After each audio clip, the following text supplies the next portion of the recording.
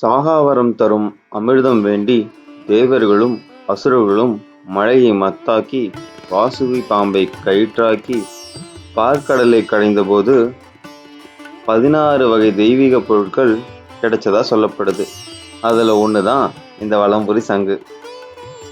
கடல்ல உருவாகிற சங்குகள பல வகை உண்டு. மணி சங்கு, துவாரி சங்கு, பருத சங்கு, வைபவ சங்கு, வெண்சங்கு, திரிச்சங்கு ஆகியவற்றில் எல்லாத்துலேயும் இந்த வலம்புரி சங்கு தான் ரொம்பவுமே சக்தி வாய்ந்ததா சொல்லப்படுது.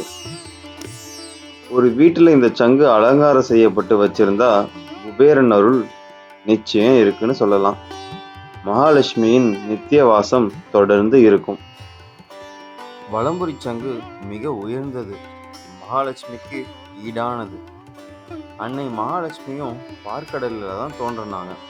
எனவே தான் மகாலட்சுமியையும் வலம்புரி சங்க லட்சுமி சகோதரியான்னு சொல்கிறாங்க. ஸ்ரீ மகாவிஷ்ணு வலம்புரி சங்க தனது கரத்திலும் ஸ்ரீ மகாலட்சுமி தாயை தனது மார்பிலும் தாங்கியபடி காட்சியளிக்கிறார். வலம்புரி சங்கில் தீர்த்தம் துளசி இட்டு பூஜை செய்து வரதுனால யாருக்காவது பிரம்மஹத்தி தோசை இருந்தாலும் போயிடுன்னு சொல்லுவாங்க.